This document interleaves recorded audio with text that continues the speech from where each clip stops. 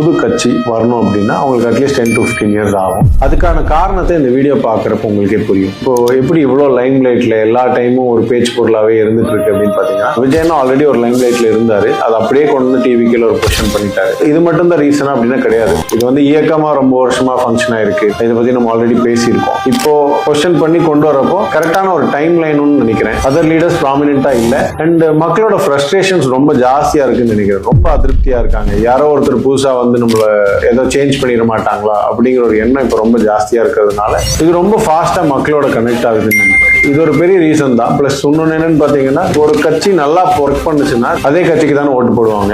ஏன் ஓட்டு போடாம மாத்தி போடணும்? அப்போ எங்கேயோ ஒரு இடத்துல அந்த ஒரு கேப் இருக்கு. அதனால டிவிகேக்கு வரவேற்பு ரொம்ப ஜாஸ்தி.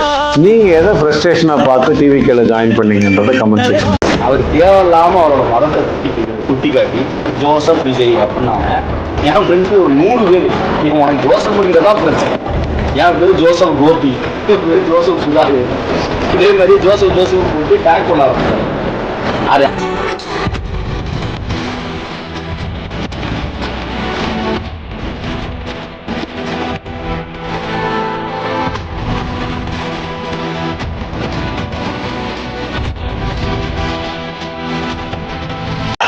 அது வெற்றிக்காக எவ்வளவு வேணாலும் உழைக்கலாங்க. ஆனா வெற்றி அடைஞ்சிடக்கூடாதுன்றதுக்காகவே ஒரு கூட்டம் உழைச்சிக்கிட்டு இருக்குது. அது என்னன்னா, உசுப்பேத்திரம் கிட்ட உம்முன்னும் கடுப்பேத்திரம் கிட்ட கம்முன்னு இருந்தா வாழ்க்கை ஜம்முன்னு இருக்கும். யாரை எப்ப எதிர்ப்பாங்கன்னே நமக்கு தெரியாது. யாரை எப்ப ஆதரிப்பாங்கன்னே நமக்கு தெரியாது.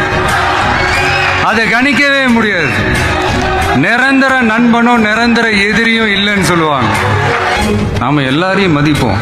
ஆனா சுயமரியாதையை மட்டும் யாருக்காகவும் எதுக்காகவும் விட்டு கொடுக்க மாட்டோம்.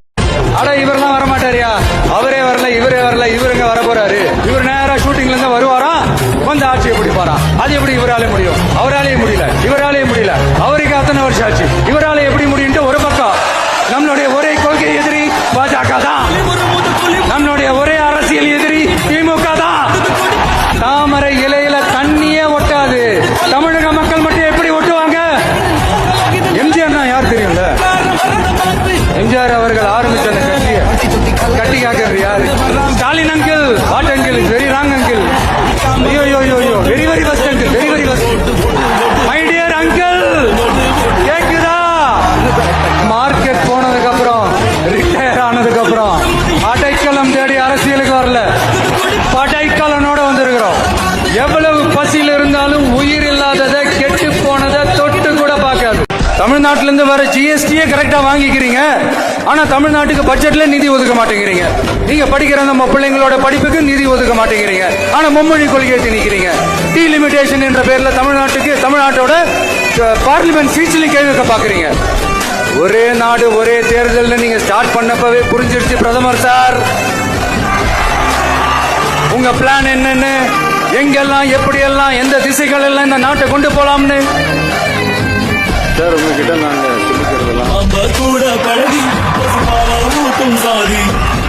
தமிழ்நாட்டை கொஞ்சம் கேர்ஃபுல்லா ஹேண்டில் பண்ணுங்க sir.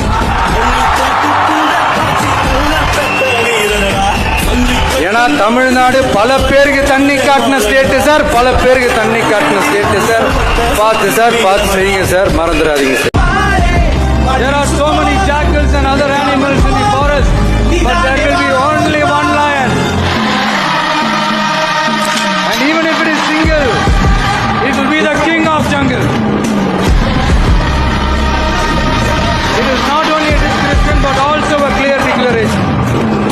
It was written on the walls for a king, the proof and the truth rang from him. Answered every call when they beckoned, billion angels in the sky sang. எதிர்காலம் வரும், என் கடமை வரும், இந்த கூட்டத்தின் ஆட்டத்தை ஒழிப்பேன்.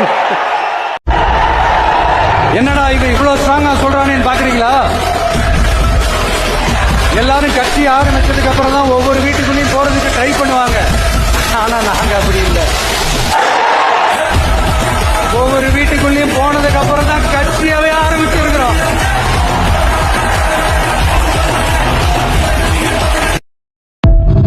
இதை வச்சு சார் சொல்றீங்க விஜய் பார்த்து பயப்படுறாங்க அப்படின்னு? ஊருக்குள்ள கேட்டு பாருங்க.